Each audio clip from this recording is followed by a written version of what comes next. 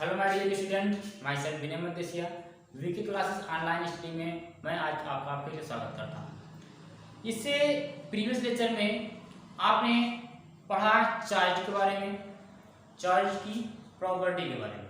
हमने इसमें आपको बताया था कि चार्ज जो है वो मोस्टली दो प्रकार के होते हैं। एक हमारा होता है पॉजिटिव चार्ज और एक होता है नेगेटिव चार्ज। ठीक है, हमने आपको चार्ज की एक छोटी सी प्रॉपर्टी बताई थी कि लाइक चार्ज इज रिपेल, अर्थात पॉजिटिव चार्ज हो नेगेटिव चार्ज क्या करते हैं, repel. And unlike charge is attract to each other, अर्थात अनलाइक चार्ज पॉजिटिव चार्ज और नेगेटिव चार्ज हो या नेगेटिव और पॉजिटिव हो, ये क्या करता है, अट्रैक्ट करता है। यह प्रॉपर्टी हमने आपको पिछले लेक्चर में बताई थी। इस प्रॉपर्टी से यह निष्कर्ष नहीं निकल सका कि पॉजिटिव चार्ज रिपेल करते हैं तो ये कितने फोर्स से रिपेल करते हैं, और पॉजिटिव नेगेटिव चार्ज अट्रैक्ट करते हैं तो ये कितने फोर्स से अट्रैक्ट करते हैं।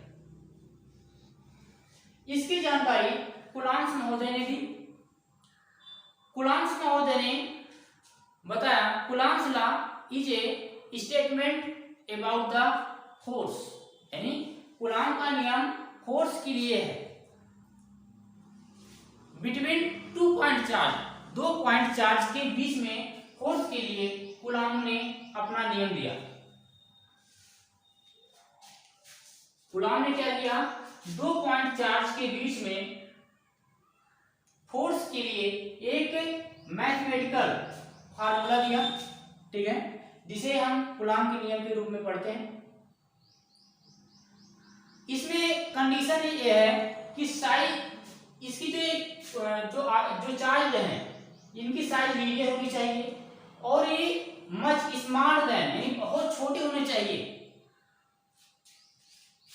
डिस्टेंस के सापेक्ष में, यानी जो डिस्टेंस है इसके सापेक्ष में ये जो चार्ज है ये बहुत ही छोटे होने चाहिए, तभी आपका कूलॉम का नियम लगेगा। या ऐसा करोगे कि चार्ज आपका बहुत बड़ा हो डिस्टेंस छोटा हो तो वहां पर आप कूलॉम का नियम नहीं लगा सकते। ठीक है, यानी कूलॉम का नियम हम कहां फाइंड करेंगे, जब चार्ज हमारा डिस्टेंस के सापेक्ष बहुत ही छोटा होगा। ठीक है, ये चार्ज जो है यदि डिस्टेंस है, ये जो हमारी डिस्टेंस है यदि ये लगभग हमारी 1 मीटर की है, 1 मीटर है, तो चार्ज जो है अप्रोक्सीमेट 10 टू पावर -10 से 10 टू पावर -15 का हो सकता है।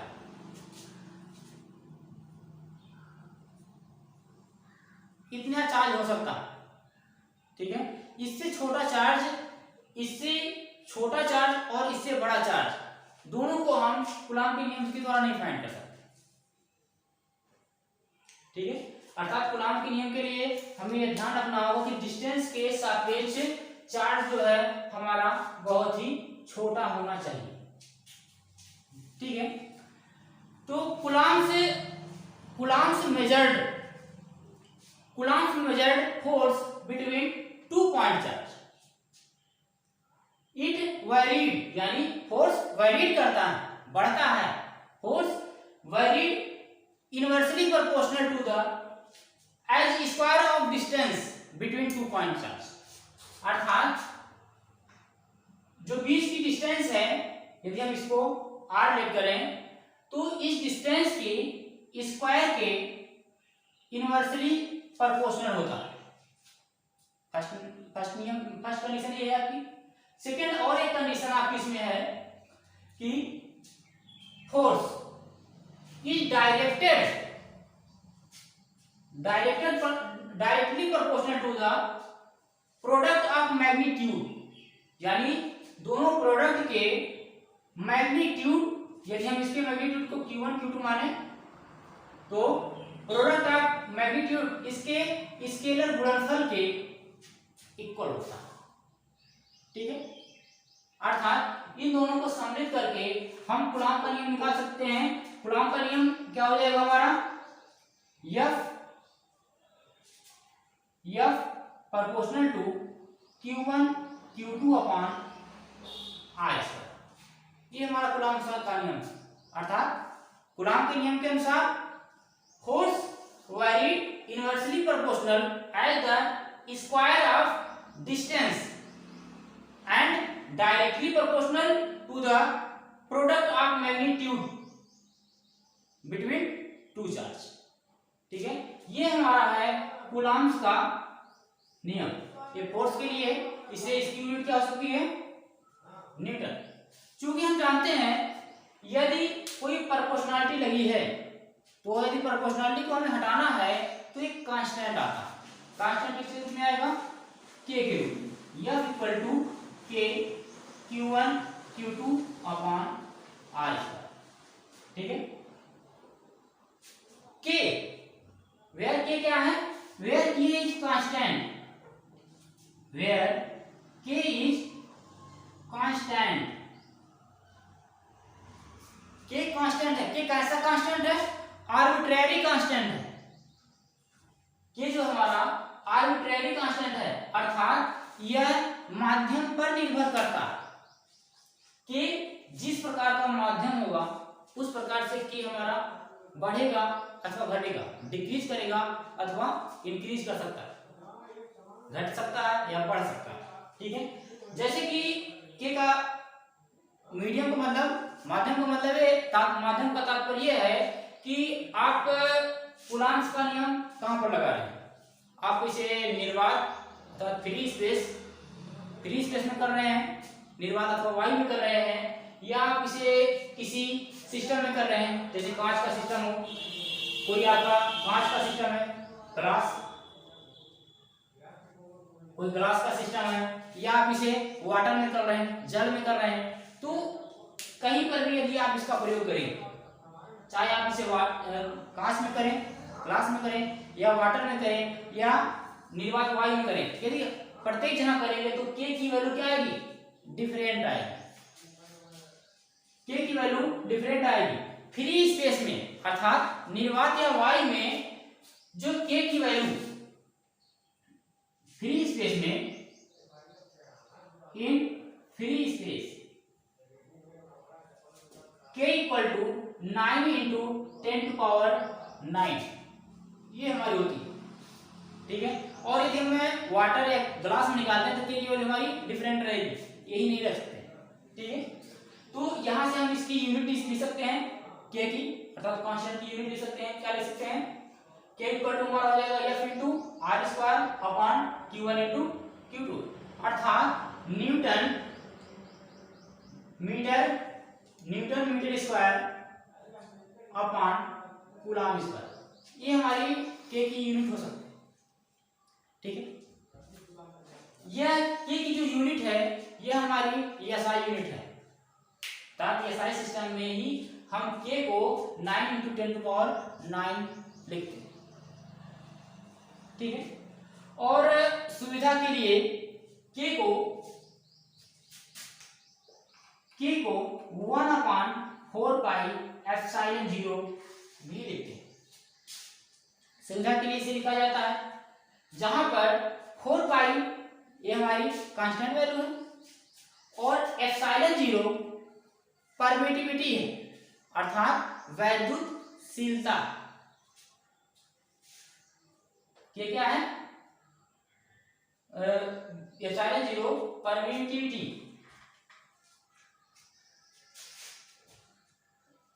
where ε0 is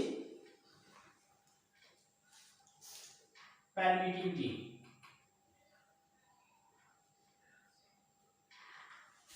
परमिटिविटी ये हमारी क्या है, वैद्युतशीलता। अर्थात हमारा कूलॉम का नियम क्या हो जाएगा, इससे कूलॉम का नियम इससे हो जाएगा हमारा F equal to 1/4πε0 Q1 Q2 by R square, क्योंकि फोर्स है तो इसकी यूनिट हो जाएगी हमारी न्यूटन। ये हमारा है कूलम्ब्स लॉ, अर्थात कूलम्ब का नियम। क्या है कूलम्ब का नियम? एक बार फिर डेफिनेशन से आप चेक कर सकते हैं कि Coulomb's measured about force between 2 point charge, it varied inversely square of distance and directly proportional to product of magnitude, ठीक है। ये क्या हमारा कूलम्ब्स का नियम है, अर्थात हिंदी में कहें तो कूलम्ब के नियमानुसार दो स्थिर बिंदु आवेशों के मध्य लगने वाला बल F दोनों आवेशों के बीच की दूरी के वर्ग के व्युत्क्रमानुपाती होता है तथा दोनों आवेशों के गुणनफल के अनुक्रमानुपाती। ये क्या है हमारा कूलम्ब्स का नियम। ये हमारा कौन सा फॉर्म है? कूलम्ब्स के नियम का स्केलर फॉर्म है, ठीक है। ये हमारा स्केलर फॉर्म है और ये बहुत ही इंपॉर्टेंट फार्मूला है। इसकी जरूरत हमें आगे तक हमेशा करनी पड़ेगी। फोर्स निकालने के लिए, दो पिंडों के बीच में फोर्स निकालने के लिए इसकी आवश्यकता हमें हमेशा पड़ेगी, ठीक है। तो आगे नेक्स्ट देखते हैं। यहाँ पर हमारा एक आया था परमिटिविटी, ठीक है। बोर्ड में आपसे पूछा जाता है कि dimensional formula of permittivity of free space, अर्थात निर्वात की वैद्युशीलता का बीमीय सूत्र, ठीक है। तो हम निकालते हैं dimensional formula of permittivity.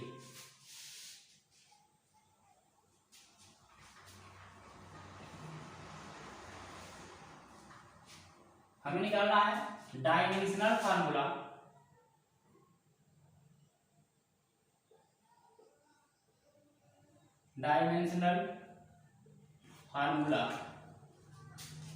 Of permittivity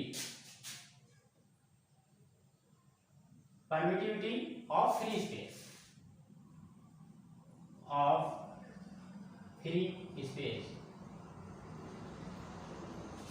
क्या करना है? डायमेंशनल फार्मूला निकालना है, ठीक है।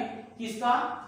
निर्वात में वैद्युशीलता, ठीक है। यानी साइन जीरो जो हमने अभी काउंट किया उसकी परमिटिविटी निकालनी है, ठीक है। तो कैसे निकालेंगे परमिटिविटी? कैसे निकालेंगे? We know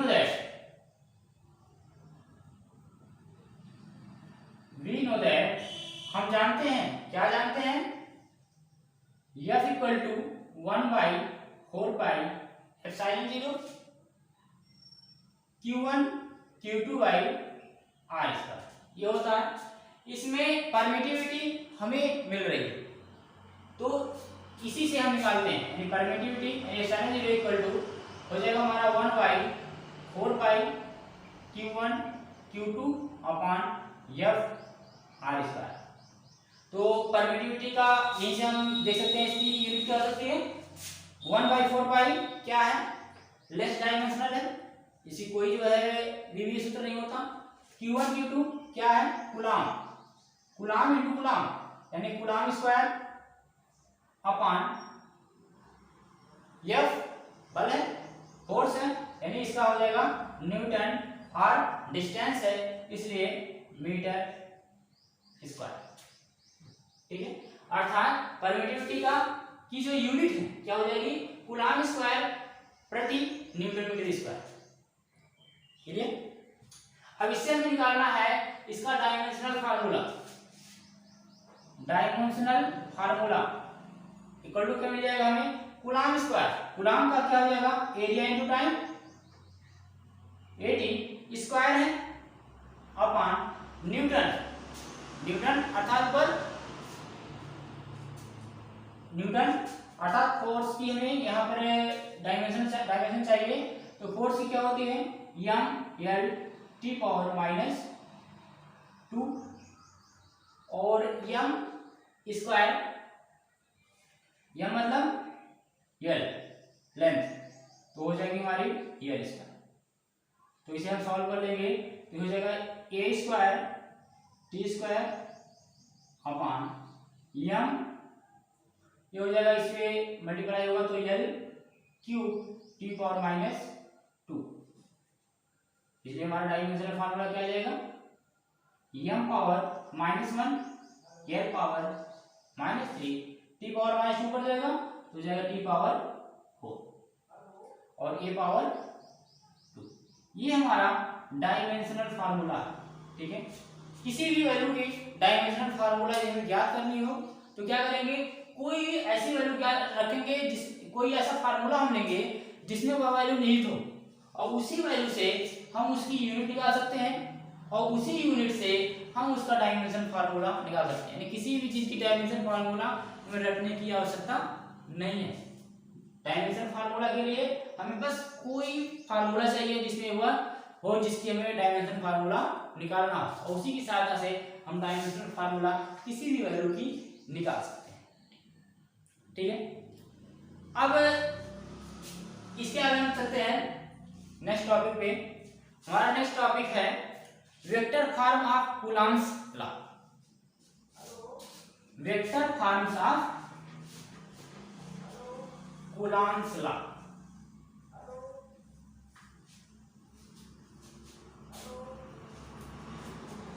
vector forms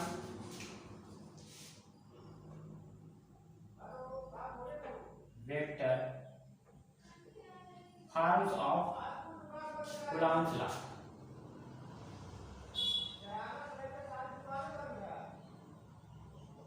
vector forms of Coulomb's law, ठीक है। कूलॉम के नियम का सदिश स्वरूप। चूंकि हम जानते हैं कि फोर्स क्या है, वेक्टर है। फोर्स हमारा क्या है, वेक्टर है। और जो हमने फर्स्ट कूलॉम का डेरिवेशन किया F = 1/4 pi epsilon 0 Q1 Q2 by R square, वो क्या है हमारा स्केलर फार्मूला है। अर्थात चूंकि फोर्स हमारा वेक्टर है इसलिए कूलॉम का नियम का वेक्टर स्वरूप हमारे लिए बहुत ही महत्वपूर्ण हो सकता है, ठीक है। इसलिए कूलॉम के नियम का वेक्टर स्वरूप ज्ञात करते हैं। कूलॉम के नियम का वेक्टर स्वरूप ज्ञात करने के लिए क्या करते हैं, रिलेट करते हैं टू चार्जेस को। 2 पॉइंट चार्ज को रिलेट करते हैं। फर्स्ट हमारा Q1 Q2, फर्स्ट हमारा क्या है Q1 है और सेकंड हमारा Q2। इसे क्या करते हैं, इसे हम 3D स्पेस यानी 3 डायमेंशनल स्पेस में इसे एज्यूम करते हैं। 3 डायमेंशनल स्पेस में, अर्थात ये हमारा हो जाएगा X Y Z। इस प्रकार के स्पेस में हम इसे एज्यूम करते हैं। तो और रिलेट करते हैं Q1 से ओरिजिन की जो डिस्टेंस है वो हमारी क्या है R1 और Q2 से जो ओरिजिन की डिस्टेंस है वो हम मानते हैं R2, ठीक है। क्योंकि दोनों का ओरिजिन सेम है और दोनों चार्जेस दूर हैं, ये दोनों हमारे क्या हो प्लस प्लस हों तो रिपल करेंगे, प्लस माइनस हो तो अट्रैक्ट करते हैं। अर्थात दोनों एक दूसरे पर फोर्स लगाते हैं, है ना। जैसे कि यदि कोई चीज टक्कर होती है तो भी फोर्स लगता है। यदि इसके द्वारा इस पर फोर्स लग रहा है तो इसके द्वारा इस पर भी फोर्स लगेगा। अर्थात Q2 के द्वारा Q1 पर भी फोर्स लगेगा और Q1 के द्वारा Q2 पर भी फोर्स लगेगा। यानी दोनों फोर्स को हम अलग अलग फाइंड करेंगे, ठीक है। तो हम यदि इसको A मान लें, इसको B मान लें और यहाँ पर हम फोर्स को यूज करें कि Q1 Q2 यानी Q1 पर Q2 के कारण लगने वाला फोर्स कितना है F12, ऐसा माने। और क्या करें Q2 ड्यू टू Q1 यानी Q2 पर लगने वाला फोर्स क्या है F21 माने। इतना यूज करें, ठीक है। यदि हम Q2 से Q1 की दिशा में जाएंगे तो हमारा वेक्टर क्या होगा, Q2 से Q1 में जाएंगे तो R21 वेक्टर हो सकता है, ठीक है। और यदि हम Q1 से Q2 की दिशा में जाते हैं तो हमारा वेक्टर क्या हो जाएगा डायरेक्शन हमारी चेंज हो जाए तो हमारा वेक्टर हो जाएगा R1। इतना क्लियर है? ठीक है, तो क्या करेंगे कि वेक्टर फॉर्म आप कूलॉम्स लॉ यानी कूलॉम के नियम का यदि हमें वेक्टर फॉर्म ज्ञात करना है तो उसके लिए क्या करेंगे, दो चार्जेस लेंगे, मिनिमम दो चार्जेस लेंगे, उसको हम 3D स्पेस में मानते हैं। दो चार्जेस हमने लिया ए व बी, ठीक है, जिन पर क्रमशः Q1 और Q2 चार्ज है, ठीक है, और इनकी ओरिजिन से डिस्टेंस R1 और R2 है, ठीक है। और यहां पर यूज करते हैं यदि Q1 ड्यू टू Q2 अर्थात Q1 पर Q2 के कारण लगने वाला बल कितना होगा, F12, और Q2 ड्यू टू Q1 अर्थात इस पर Q2 पर Q1 के द्वारा लगने वाला क्या फोर्स, कितना हम यूज करें, F21 करने, ठीक है, इतना यूज करते हैं, ठीक है। और यहाँ पर Q2 से Q1 की तरफ वेक्टर क्या हो जाएगा हमारा R21 डिस्टेंस के लिए R21, और Q1 से Q2 की तरफ R12, इतना हमें एज्यूम करना पड़ेगा, ठीक है। जो एज्यूम करेंगे उसी लेट करके लिख लेंगे, ठीक है। इसके पश्चात क्या करेंगे, अब हमें यहाँ देखना है कूलॉम्स का नियम, चूंकि हमें देखना है तो ये दो बिंदु आवेशों के बीच दूरी पर भी निर्भर करता है। आपने पीछे देख चुके हैं, आप ये देख चुके हो कि यह दूरी पर निर्भर करता है। तो यहाँ पर हम डिस्टेंस को रखते हैं, दूरी को रखते हैं, तो हम यहाँ देखें AB इक्वल टू वेक्टर, या हम AB इक्वल टू देखें तो हम वेक्टर फॉर्म में सबट्रैक्शन और एडिशन पढ़ चुके हैं प्रीवियस क्लास में, ठीक है। यहाँ AB का हम यदि एडिशन करें, ठीक है, या AB का AB इक्वल टू लिखना चाहें तो क्या होगा हमारा OB minus OA, OB minus OA, ठीक है, एक इसके इक्वल होगा, AB इक्वल टू होगा, ठीक है। तो OB की वैल्यू क्या है R2, OB की वैल्यू क्या है वेक्टर R2 माइनस OA की वैल्यू क्या है वेक्टर R1, और हमने AB इक्वल टू क्या यूज किया, जब A से B की तरफ जाएगा तो R12 वेक्टर R12। यदि हम इसकी वेक्टर R12 का यदि हम इसकी यूनिट लें तो R12 की यूनिट क्या हो जाएगी हमारी R12 vector R12 upon vector R12 का मान। ये फार्मूला प्रीवियस क्लास में पढ़ चुके हैं, ठीक है। सिमिलरली इसी प्रकार से यदि हम AB के, अब AB हो गया, अब BA निकालें, सिमिलरली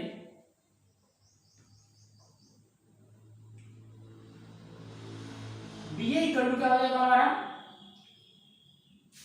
हम B से A की तरफ जा रहे हैं, है ना, B से A की तरफ जाएंगे तो OA माइनस OB क्या होगा, OA माइनस OB, BA कितना है, यदि हम B से A की तरफ जाते हैं तो डायरेक्शन क्या है R21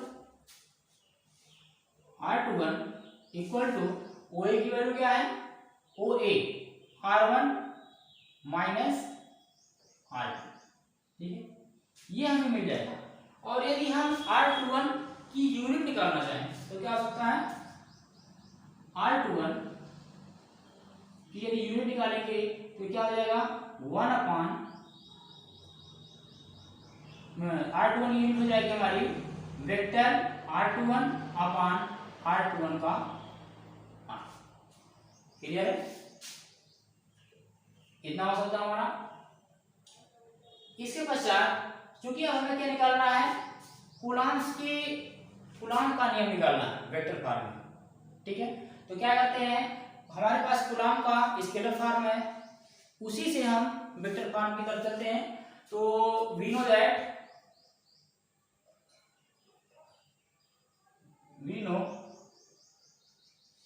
हम क्या जानते हैं, F equal to 1/4 pi epsilon 0 Q1 Q2 by R square. ये फार्मूला होता किसमें, स्केलर फॉर्म में, ठीक है। और यदि हम इसी को वेक्टर फॉर्म में लिखें तो क्या करेंगे, यूनिट वेक्टर केवल r लिख देंगे। क्या हो गया हमारा, वेक्टर फॉर्म में हो गया। अब यदि वेक्टर फॉर्म में हमारा इतना होता है, ठीक है, हमें किसकी वैल्यू निकालनी है, F12 और F21। तो F12 इक्वल टू क्या हो जाएगा, F12 equal to 1/4 pi epsilon 0 F12 यानी Q2 के कारण Q1 पर लगने वाला बल कितना हो जाएगा, Q1 Q2 अपान, अब R की वैल्यू क्या हो जाएगी, Q2 के कारण Q1 पर लगने वाला बल, यानी 2 से 1 की तरफ जा रहा है, ठीक है। तो क्या हो जाएगा हमारा,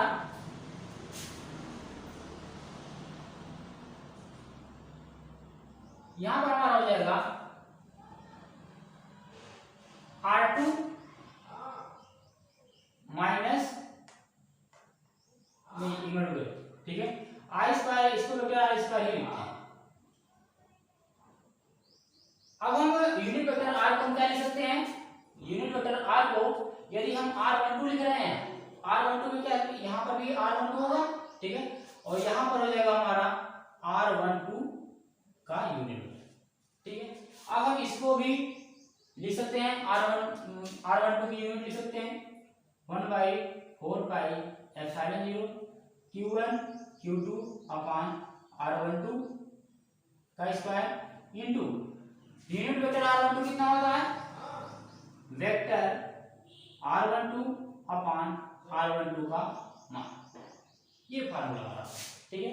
अब हमारे पास r12 की वैल्यू होगी हमारी, r12 की वैल्यू कितनी है, r2 माइनस r, तो इसको पुट करते हैं,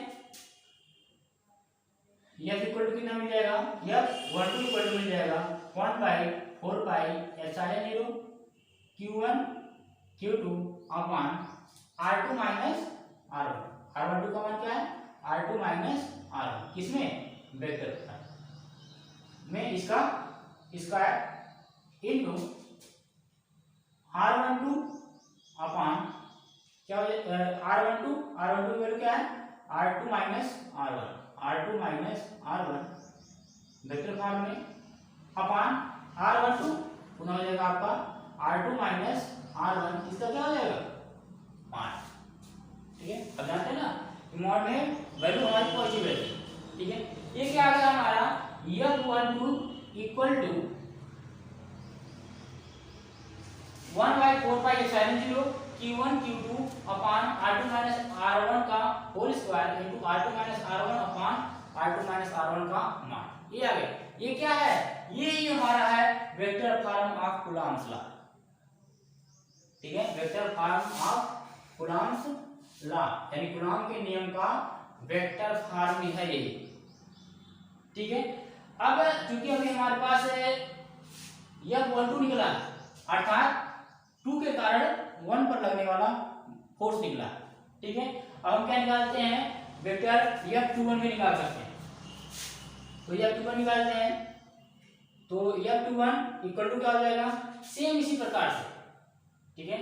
F21 इक्वल टू क्या हो जाएगा, रखेंगे तो 1/4 पाई एप्सिलॉन 0 Q1 Q2 अपान R स्क्वायर का स्थान क्या हो जाएगा, R21